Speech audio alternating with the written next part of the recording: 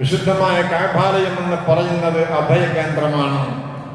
വിശുദ്ധമായ കഅബാലയം ഒരു അഭയകേന്ദ്രമാണ്. അവിടെ ചെന്നാൽ പിന്നെ ആരും പേടിക്കേണ്ട ആവശ്യമില്ല. അത് മനുഷ്യരെന്ന് മാത്രമല്ല, മൃഗങ്ങൾക്ക് പോലും അവർ അഭയകേന്ദ്രമാണ് എന്ന് നമ്മളോട് പഠിപ്പിച്ചത് പുണ്യനബി മുഹമ്മദ് മുസ്തഫ സല്ലല്ലാഹു അലൈഹി വസല്ലം തങ്ങളാണ്. ഖുർആൻ പറഞ്ഞില്ലേ നമ്മളോട്, ബിസ്മില്ലാഹിർ റഹ്മാനിർ റഹീം, വൈജഅൽനൽ ബൈത മസാബതൽ ലിന്നാസി വഅംന വത്തഖിദൂ മിൻ മഖാമി ഇബ്രാഹീമ മുസല്ലാ. വൈജഅൽനൽ ബൈത മസാബതൽ ലിന്നാസ്, ജനങ്ങൾ സമ്മേളിക്കുന്ന സ്ഥലമാക്കി നമ്മൾ കഅബാലയത്തെ ആക്കി. നമ്മൾ ജനങ്ങൾ അവിടെ എല്ലാവരും ഒരുമിച്ചു.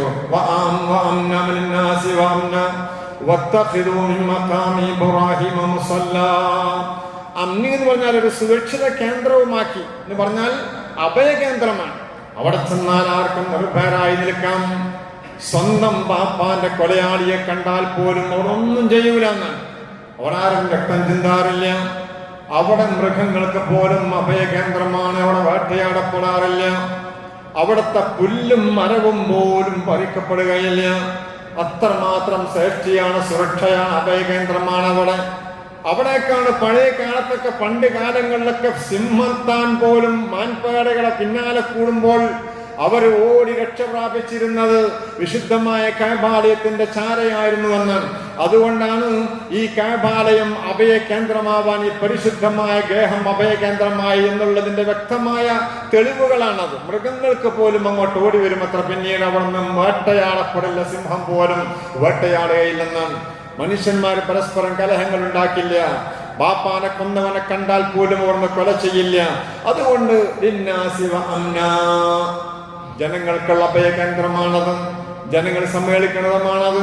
ഈ ഒരു കഅബാലയം, വിശുദ്ധമായ കഅബാലയം, മഹാനായ ഇബ്രാഹിം നബി അലൈഹിസ്സലാത്തു വസ്സലാമും മോൻ ഇബ്രാഹിം നബി അലൈഹിസ്സലാത്തു വസ്സലാമിനോടും അള്ളാഹു നിർമ്മിക്കാൻ വേണ്ടി പറഞ്ഞതാണ്.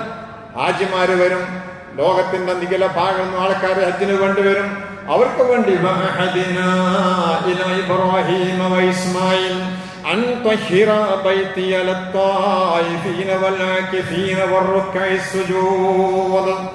നമ്മൾ കൽപ്പിച്ചു. ഇബ്രാഹിം നബിയോടും ഇസ്മായിൽ നബിയോടും നമ്മൾ കൽപ്പിച്ചു, അൻതഹിറ ബൈതി, നിങ്ങൾ എന്റെ വീടൊക്കെ ഒന്ന് വൃത്തിയാക്കണം. ആർക്കെന്നറിയോ? തവാഫ് ചെയ്യുന്ന ആളുകൾക്ക്, ഭജനമിരിക്കുന്ന ആളുകൾക്ക്, അവർ റുക്കൂലും സുജൂദിലുമായി കുറെ ആളുകൾ വരും. അവർക്ക് വേണ്ടി നിങ്ങൾ ഈ കാണുന്ന വീട് നിങ്ങൾ ശരിയാക്കണം, അത് വൃത്തിയാക്കണം എന്ന് കൽപ്പിച്ചവരോട് അവരങ്ങനെ ചെയ്തു. മഹാനായ നബി സല്ലല്ലാഹു അലൈഹി വസല്ലം തങ്ങളുടെ പിതാമഹനാണ് ഇസ്മായിൽ നബിയിലൂടെ മഹാനായ ഇബ്രാഹിം നബിയിലേക്ക് എത്തുന്നത്. ഇസ്മായിൽ നബിയിലൂടെ ആ പ്രവാചകനാണ് കഅബാലയ നിർമ്മാണത്തിന് മുൻപന്തിയിൽ പ്രിയപ്പെട്ട പിതാവിന്റെ കൂടെ ഉണ്ടായിരുന്നത്. ആ കഅബാലയ നിർമ്മാണം ഇന്ന് കാണുന്ന ഒരു രീതി ഉണ്ടെന്ന്, ഇന്നും പഴയതുപോലെ തന്നെയാണ്.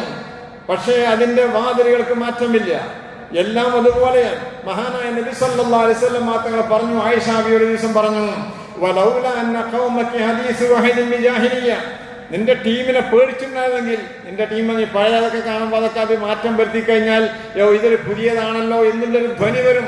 അവിടെ വിശ്വാസം അത്രയേ ഉള്ളൂ. അതുകൊണ്ട് നിന്റെ ഈ ടീമിന്റെ ഓടുള്ള പേടി ഉണ്ടായിരുന്നെങ്കിൽ ഇബ്രാഹിം നബിക്ക് ഒരു തറയുണ്ട്, ആ തറ അനുസരിച്ച് കൊണ്ട് തന്നെ ഞാൻ ആ കഅബാലയത്തിന്റെ പുനർനിർമ്മാണം നടത്തുമായിരുന്നു എന്ന്. തന്നെയുമല്ല,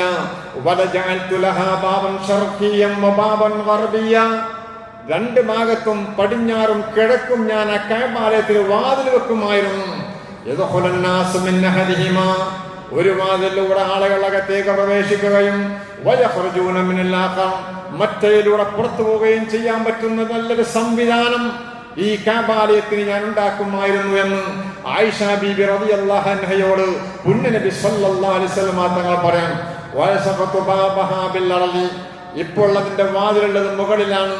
ആ മുകളിലെ വാതിൽ ഞാൻ ശരിക്ക് ഭൂമിയുടെ സാധാരണ വീടിന്റെ വാതിൽ വാതിലാക്കുമായിരുന്നു. നിന്റെ ടീം അതിന്റെ വാതിൽ ഉയർത്തി എന്തിനെന്നറിയോ? നിന്റെ ടീമിന് ഇഷ്ടമുള്ളവരെ കേണി വെച്ച് കൊണ്ടുകയറ്റാനും ഇഷ്ടമുള്ള ആളുകൾക്ക് അവർ തടയാനുമാണ് മുകളിലേക്ക് ഈ കോണിയോടുള്ള സഹായത്തോടെ കയറാൻ പറ്റുന്ന സംവിധാനത്തിൽ ഉയരത്തിൽ ഈ വാതിൽ വെച്ചത്. ഈ വാതിൽ അതിനു വേണ്ടി വെച്ചതാണ്. അവരിഷ്ടപ്പെട്ട ആളുകൾക്ക് മാത്രം കയറാൻ, അവർക്ക് ഇഷ്ടമല്ലാത്ത ആളുകളെ തടയാൻ ആരും അങ്ങോട്ട് കയറില്ല. അവർക്ക് വേണ്ട സന്ദർഭത്തിൽ അവർ അതിനുള്ള സാമഗ്രികളുമായി വന്ന് ഇഷ്ടമുള്ള ആളുകൾ അങ്ങോട്ട് കയറ്റും. എല്ലാവർക്കും കയറ്റാൻ പറ്റാത്ത സ്ഥിതിയാണ് ഈ കാബാലയത്തിനുള്ളത്. പക്ഷേ നിന്റെ ടീമിനെ പേടിച്ചിരുന്നില്ലെങ്കിൽ അവർക്ക് എന്തെങ്കിലുമൊക്കെ ഒരു മാറ്റം വരും, ഒരു പക്ഷെ വിശ്വാസപരമായൊക്കെ, അല്ലെങ്കിൽ ഞാനത് മാറ്റുമായിരുന്നു എന്ന് പറഞ്ഞത് പുണ്യ നബി മുഹമ്മദ് മുസ്തഫ സല്ലല്ലാഹു അലൈഹി വസല്ലം തങ്ങളാണ്. എല്ലാവർക്കും പറയാനുള്ള നിർഭയമായ നാട് എന്ന്. നിർഭയമായ നാടാണ്. ഓരോ രാജ്യത്തിനും വേണ്ടത് നിർഭയമാണ്. അത് നമ്മുടെ ഇന്ത്യ രാജ്യത്തിനും വേണം, അമേരിക്കയിലും വേണം, എല്ലായിടത്തും വേണം, ഫലസ്തീനിലും വേണം, ഗസയിലും വേണം. സമാധാനപൂർണമായൊരു നാട്. ഈ ഒരു നാടിനാണ് ഇവരൊക്കെ പ്രാർത്ഥിച്ചത്. മഹാനായ ഖലീലുല്ലാഹി ഇബ്രാഹിം നബി സ്വല്ലല്ലാഹു അലൈഹി വസല്ലം പ്രാർത്ഥിച്ചത് അല്ലാഹുവോട്, വഇദ് ഖാല ഇബ്രാഹിം റബ്ബിജ്അൽ ഹാദാ ബലദൻ ആമിന, ഈ നാട് നിർഭയമായ നാടായി മാറണം. ഇവിടെ എല്ലാവർക്കും ഒരുപോലെ സ്വസ്ഥമായി ജീവിക്കാൻ കഴിയണം. ഈ നിർഭയം എന്ന് പറയുന്നത് അത് എല്ലാ നാടുകൾക്കും വേണ്ടതാണ്. നമ്മുടെ നാട്ടിൽ നിർഭയത്തോടെ നടക്കാൻ പറ്റണം. മതത്തിന്റെ പേരിൽ, വിശ്വാസത്തിന്റെ പേരിൽ ആക്രമിക്കപ്പെടാൻ പാടില്ല. ഈ ഒരു രീതിയിലുള്ള സമാധാനപൂർണമായ രാജ്യങ്ങളാവണം എന്നതാണ് ഖലീലുല്ലാഹി ഇബ്രാഹിം നബി സ്വല്ലല്ലാഹു അലൈഹി വസല്ലം ഈ പ്രവാചകൻ അന്ന് പ്രാർത്ഥിച്ചത് അല്ലാഹുവോട്. ഇത് നിർഭയമായ സ്ഥലമാകണമെന്ന്. ഇങ്ങനെയാണ് വിശുദ്ധമായ കാബാലയം. വർഷങ്ങൾക്ക് മുമ്പേ ഉള്ളതാണ് ഈ വിശുദ്ധമായ ഭവനം. വിശ്വാസികൾ ലക്ഷ്യമാക്കിയ കറുത്ത കില്ല വിരിച്ച് ഖലീലുല്ലാഹി ഇബ്രാഹിം നബി ഇസ്ലാമിന്റെ നിർമ്മാണത്തിന് ശേഷം ഇതുവരെ അതുപോലെ നിലനിൽക്കുകയാണ്. അതിന് വർഷങ്ങൾക്ക് മുമ്പ് ഭൂമിയെ മഹാനായ ആദം നബിയെ സൃഷ്ടിക്കുന്നതിന്റെ മുമ്പേ വിശുദ്ധമായ കാബാലയം അവിടെയുണ്ട്. മഹാന്മാര് പഠിപ്പിച്ചില്ലേ? ഹസൻ റളിയല്ലാഹു അൻഹു, അലി ഇബ്നു ഹുസൈൻ റളിയല്ലാഹു അൻഹു പറയുന്നുണ്ട്, ഇന്നല്ലാഹ ബഅത മലായിക ഫഖാല ബിനുനി ഫിൽ അർളി ബൈത. ഞാൻ ഇങ്ങനെ ലോക മുസ്ലിങ്ങൾ മൊത്തം കാബാലയം നെഞ്ചിലേറ്റി തൽബിയത്തുമായി പോകുന്നത് കൊണ്ടാണ് ഇത് സംബന്ധമായിട്ട് പറയുന്നത്. മഹാനായ പ്രവാചകൻ മലക്കുകൾ അല്ലാഹു തആല അയച്ചുകൊണ്ട് ഭൂമിയിൽ ഒരു വീടുണ്ടാക്കാൻ വേണ്ടി പറഞ്ഞു. തിംസാൽ ബൈത്തുൽ മാമൂർ, ബൈത്തുൽ മാമൂറിന്റെ മാതൃകയിൽ ഒരു വീടുണ്ടാക്കാൻ.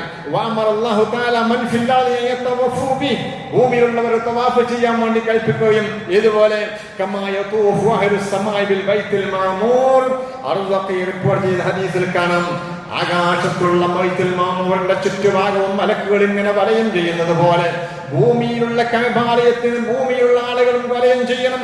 അതിനുവേണ്ടി നിങ്ങൾ ഉണ്ടാക്കണമെന്ന് പറഞ്ഞപ്പോൾ മഹാന്മാരായ മലക്കുകളാണ് അടിത്തറവാകുന്നത്.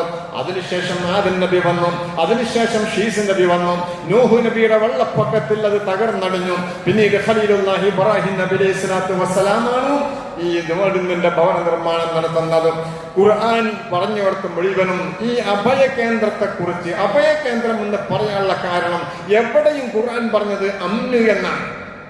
മറ്റൊരു രീതി കാണാം, അവലം യറൗ അന്നാ ജഅൽനൽ ഹറമ ആമിന, നമ്മൾ ഹറമിനെ നിർഭയമായ സ്ഥലമാക്കി മാറ്റിയില്ലേ? അവലം യറൗ, അവർ കാണുന്നില്ലേ? അന്നാ ജഅൽനാ ഹറമൻ ആമിന, നമ്മൾ നിർഭയമായ ഇടമാക്കിയതിന്. നിർഭയമായ തന്നെയുമല്ല, ആരെങ്കിലും വേണ്ടാത്തരങ്ങൾ ചെയ്യണമെന്ന് ഉദ്ദേശിച്ചു വന്നാൽ അവരെ നമ്മൾ ശിക്ഷിക്കുക തന്നെ ചെയ്യും. ഒരു സൂറത്ത് തന്നെയുണ്ട്, സൂറത്തുൽ ഫീൽ എന്ന് പറയുന്ന ഒരു സൂറ. ആ സൂറ ഈ കാബാലയത്തിന്റെ സംരക്ഷണത്തിന് വേണ്ടി ഒരു വിഭാഗം പട്ടാളക്കാരൻ നാമാവശേഷമാക്കിയതിന്റെ ചരിത്രമാണ് അതിലൂടെ പറയുന്നത്. ഇത് ഈ കാബാലയുമായി ബന്ധപ്പെട്ട് ആരെങ്കിലും ഒരു അക്രമം കാണിക്കാൻ വന്നാൽ ഞാൻ അവരെ ശിക്ഷിക്കുക തന്നെ ചെയ്യും. ആ ശിക്ഷയുടെ ഫലമായി ഇന്നും വാദി മുഹസ്സറുണ്ട്. എവിടുന്നറിയോ? അറഫയിൽ നിന്ന് മുസ്ദലിഫയിലേക്ക് വന്ന് മുസ്ദലിഫയിൽ നിന്ന് മിനയിലേക്ക് പോകുന്ന ഒരു ഒഴുക്കുണ്ട്. ആ ഒഴുകുന്ന ഒഴുക്കിൽ അവിടെ ഒരിടമുണ്ട്, വാദി മുഹസ്സർ എന്നവിടെ എഴുതി വെച്ചിട്ടുണ്ട്. അവിടുന്ന് പുണ്യ നബി സ്വല്ലല്ലാഹു അലൈഹി വസല്ലം പെട്ടെന്ന് വേഗം നടക്കാൻ വേണ്ടി പറഞ്ഞ ഇടമാണത്. എന്തിനാണെന്നറിയോ? അവിടെ നിന്നാണ് ആനക്കലാ സംഭവം എന്ന് പറയുന്ന ആനപ്പടയാളികൾ അവിടെയാണ് നാമാവശേഷമായത്. അതുകൊണ്ട് അവിടെയും നിങ്ങൾ പേടിക്കേണ്ട സ്ഥലമാണ്. അതുകൊണ്ട് വേഗം നടക്കണേ എന്ന് പറഞ്ഞു. ഇങ്ങനെയുള്ള ആരെന്ന് പറഞ്ഞാലും അവിടെ പ്രശ്നങ്ങൾ ഉണ്ടാക്കാൻ വേണ്ടി വന്നാൽ അവരെ കൈ നമ്മൾ തടയുമെന്ന് വിശുദ്ധമായ ഖുർആൻ പറയുകയാണ്. പക്ഷേ ഇനിയൊരു കാര്യം നമ്മൾ മനസ്സിലാക്കേണ്ടത്, എന്നും ഈ കാബാലയം ഉണ്ടാവോ? ഖുർആൻ പറയുന്ന അഭയകേന്ദ്രമാണ്. എന്നിട്ട് ഈ കാബാലയത്തിലൊന്നും നടക്കൂലേ? 19 വർഷങ്ങൾക്ക് മുമ്പ് കാബാലയത്തിൽ ശക്തമായ രീതിയിലുള്ള പിടിച്ചടക്കൽ ശ്രമം നടന്നില്ലേ? കാബാലയത്തിന്റെ ഉള്ളിലേക്ക് സുബഹി നമസ്കാര സമയത്ത് ഇഷ്ടംപോലെ മയ്യിത്തുകൾ നാനാ കവാടങ്ങളിലൂടെയും മയ്യിത്തുകൾ സുബഹി നമസ്കാരത്തിന് വേണ്ടി കഅബാലയത്തിന്റെ മുമ്പിലേക്ക് കൊണ്ടുപോയി. എന്താ കൊണ്ടുപോയത്? മയ്യിത്തുകളായിരുന്നില്ല, ആയുധങ്ങളാണ്. മയ്യിത്ത് കട്ടിൽ മയ്യിത്തിന്റെ വ്യാജേന കഅബാലയത്തിന്റെ ഉള്ളിലേക്ക് കടത്തിയത്. വലിയ വിഷയങ്ങൾ ഉണ്ടായില്ലേ? പ്രശ്നങ്ങൾ ഉണ്ടായിട്ടില്ലേ അവിടെ? ഇനി കഅബാലയത്തിൽ പ്രശ്നങ്ങൾ ഉണ്ടാവില്ലേ എന്നും ഈ നിർഭയമാണ്. ഖിയാമത്ത് നാളെ വരെ ഉണ്ടോ? മഹാനായ പുണ്യനബി പഠിപ്പിച്ചൊരു കാര്യമുണ്ട്. വമിൻ അലാമത്തി സാഅത്തി ഹദിമുൽ കഅബ. മഹാനായ മാലാഖമാർ അടിത്തറയിട്ട ആദം നബി തൊട്ട് സകല പ്രവാചകന്മാരും വന്ന് ഇബ്രാഹിം നബിയും മോനും നിർമ്മാണം നടത്തി. ഈ ഇന്ന് നമ്മളൊക്കെ പോകുന്ന ലോക മുസ്ലിങ്ങൾ തൽബിയത്തുമായി പോകുന്ന വിശുദ്ധമായ കഅബാലയം അത് അവസാനത്തിന്റെ അടയാളമാണ്, കാലഘട്ടത്തിന്റെ അടയാളമാണ്. അത് തകർക്കപ്പെടുമെന്നുള്ളത് ഇഷ്ടംപോലെ പള്ളികൾ തകർക്കപ്പെടുന്നത് നമ്മൾ കണ്ടതാണ്. അത് ഭരണകൂടത്തിന്റെ ഹുങ്കാരം കൊണ്ടാവാം, അല്ലെങ്കിൽ മറ്റുള്ള രീതിയിലാവാം.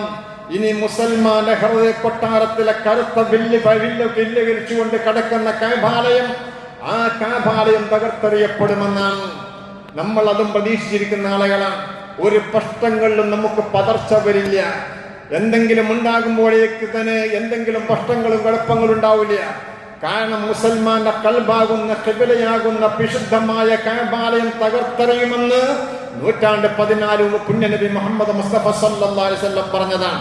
യഖൂലു സല്ലല്ലാഹു അലൈഹി വസല്ലം യുഖർബുൽ കഅബത ദു സുവൈഖതൈൻ മിനൽ ഹബശ. ഹബശക്കാരനായ സുവൈഖതൈൻ കാലൻ കുറുങ്കാലനാണ്.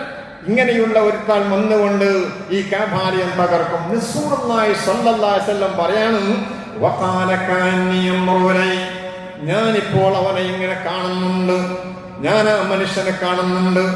കാരണം എന്താണെന്നറിയോ? കഅബ തകർക്കപ്പെടും. അത് പ്രതീക്ഷ നിർബന്ധമായും തകർത്തോളണം. അതിന്റെ ഓരോ കല്ലുകളും ചെങ്കൽ കൊണ്ടുപോയി വലിച്ചെറിയപ്പെടണം. എന്താ കാര്യം? പുണ്യനബിയുടെ പ്രവചനമാണത്. നമുക്കതിൽ യാതൊരു വിഷയമുള്ളത് സത്യമായി പുലരുമെന്ന് പ്രതീക്ഷിക്കുന്നവരല്ലേ നമ്മളൊക്കെ? നിർബന്ധമായും അങ്ങനെ നടക്കാതിരിക്കുന്നവരാണ്. പിന്നെ എന്തേ ഇങ്ങനൊരു കഅബാലയത്തിൽ ഇങ്ങനെ സംഭവിച്ചത്? അതിന്റെ കാരണം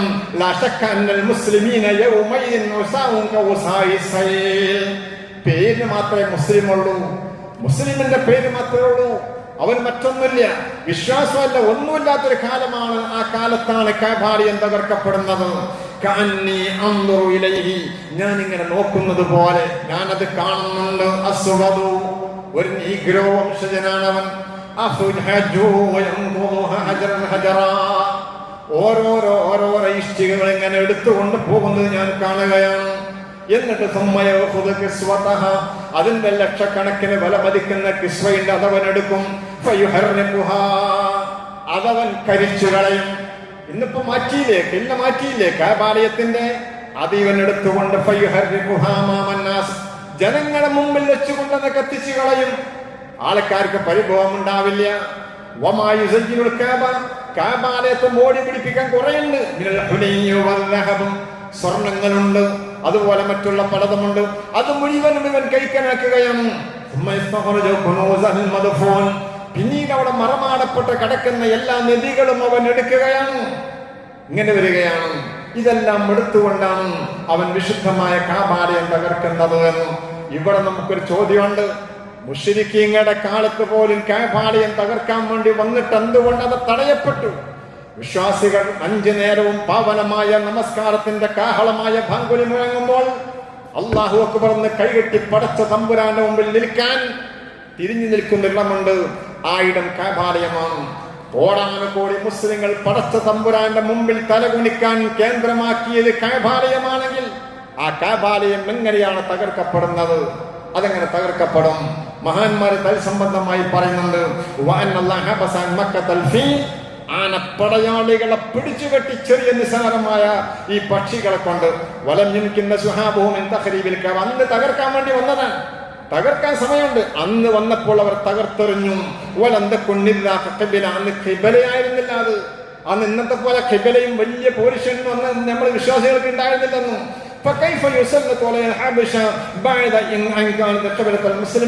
പിന്നെ എങ്ങനെയാണ് മുസ്ലിങ്ങളുടെ ഖിബലയായി മാറിയ കഅബാലയം പിന്നെ എങ്ങനെയാണ് തകർക്കപ്പെടുന്നത്? അതിന് മറുപടി ഇങ്ങനെയാണ്. അത് ഇന്നോ നാളെയോ നടക്കാനുള്ളതല്ല. അത് ആഖിർ സമാനിൽ വരാനുള്ളതാണ്. ഹൈസു ലാ യബ്ഖാ ഫിൽ അർളി അഹദൻ യഖൂലു ലാ ഇലാഹ ഇല്ലല്ലാഹ്. അന്ന് ലാ ഇലാഹ ഇല്ലല്ലാഹ് പറയുന്ന ഒരാളുണ്ടാവില്ല. പിന്നല്ലേ ഇവിടെ തിരിഞ്ഞിരിക്കാൻ. അന്ന് ലാ ഇലാഹ ഇല്ലല്ലാഹ് പോലും പറയുന്നവരില്ല. ഈസാ നബിയുടെ കാലം കഴിഞ്ഞു, മഹാന്മാരുടെ കാലം കഴിഞ്ഞ് അവരൊക്കെ വന്നതിന് ശേഷം കാറ്റടിക്കുമ്പോൾ ചെറിയ മന്ദമാരുതൻ അതിൽ വിശ്വാസികൾ മുഴുവനും എല്ലാം മരണപ്പെടുകയാണ്. പിന്നീടുള്ളത് ഇവരാണ്. ഇവരെ കാലത്താണ് കഅബാലയം തകർക്കുന്നത്. അവരെ കാലത്താണ് ഖിയാമത്ത് നാൾ ഉണ്ടാകുന്നത് വരെ കഅബ നിൽക്കുന്നില്ല. അതുവരെ അത് ഉണ്ടാകുന്ന സമയത്തൊക്കെ ഇമോടെ നിർഭയമാണ് എന്നാണ് പറഞ്ഞത്. ഖിയാമത്ത് നാൾ വരെ എന്നല്ല, എന്നും നിലനിൽക്കുമെന്നുമല്ല. അംന എന്ന് പറഞ്ഞ നിർഭയ സ്ഥലമായി അത് ഒരാൾക്കും തകർക്കപ്പെടൂല എന്നില്ല, തകർക്കപ്പെടുമെന്ന് വ്യക്തമായി വിശുദ്ധമായ ഹദീസിന്റെ വചനങ്ങളിൽ നമ്മൾ കണ്ടതാണ്, ഇഷ്ടംപോലെ നമ്മൾ കാണുകയുമാണ്. ഈ ഒരു രീതിയിൽ അവര് കഫാറുകളെ സംബന്ധിച്ചിടത്തോളം, മുശ്രിക്കുകളെ സംബന്ധിച്ചിടത്തോളം അവർക്ക് കഅബക്ക് വലിയ ബഹുമാനായിരുന്നു. അന്ന് തകർക്കപ്പെട്ടില്ല. ബദർ യുദ്ധം നടക്കുമ്പോൾ പോലും അബൂജഹൽ കഅബാലയത്തിന്റെ ഉള്ളിൽ പോയില്ലേ? എന്നിട്ടോ അവിടുന്ന് പറഞ്ഞില്ലേ, ഈ ബൈത്തിന്റെ ഉടയോനെ ഹക്കോട് ബാത്തിൽ രണ്ട് പിരിക്കണേ എന്ന് പറഞ്ഞ് പ്രാർത്ഥിച്ചുകൊണ്ടാണ് സാക്ഷാൽ അബൂജഹൽ ആ കഅബാലയത്തിന് മുന്നിൽ പോകുന്നത്. ആ ആളുകളുടെ വിശ്വാസം ഇങ്ങനെയാണെങ്കിലും കഅബാലയത്തിന് ഒരു ബഹുമാനം കൊടുത്തിരുന്നു എന്ന്, കഅബാലയത്തിന്റെ ബഹുമാനം അവർ കൊടുത്തിരുന്നു. അവിടെ കാലത്ത് ഞാൻ പറഞ്ഞില്ലേ, അവിടെ അധർമ്മങ്ങൾ നടക്കില്ല, അവിടെ വേണ്ടാത്തരങ്ങൾ നടക്കില്ല, അക്രമങ്ങൾ നടക്കാറില്ല, അവിടെ മറ്റുള്ള വിഷയങ്ങളൊന്നും കൊലപാതകങ്ങളൊന്നും നടക്കാറില്ല.